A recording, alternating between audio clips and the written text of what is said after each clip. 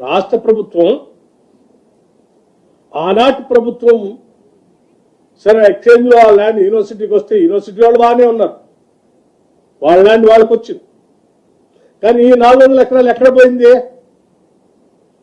ప్యాట్రా బిల్లీరావు అనేటువంటి ఐఎంజీ భారత్ అనే ఒక ఫ్రాడ్ కంపెనీకి పోయింది.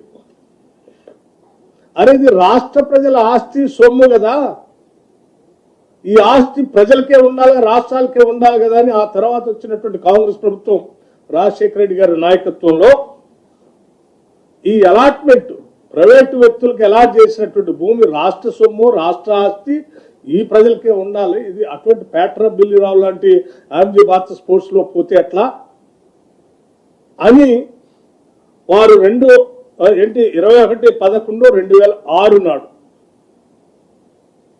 ఆనాటి కాంగ్రెస్ ప్రభుత్వం దీన్ని క్యాన్సిల్ చేసింది.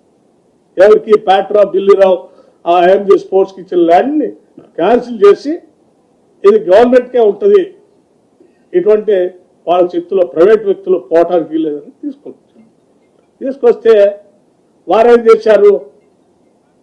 నాకు ఆల్రెడీ గత ప్రభుత్వం రాసి ఇచ్చేసింది, మీరు క్యాన్సిల్ చేసి తీసుకుంటే ఎట్లా అని హైకోర్టులో సవాల్ చేస్తూ IMG Bharat writ petition number 24781 ద్వారా గౌరవ ఆంధ్రప్రదేశ్ హైకోర్టులో రిట్ పిటిషన్ ఇచ్చారు. ఇది మాకే ఉండాలి, మళ్ళీ మీరు క్యాన్సిల్ చేసి రాష్ట్రాన్ని తీసుకోవడానికి వీల్లేదని.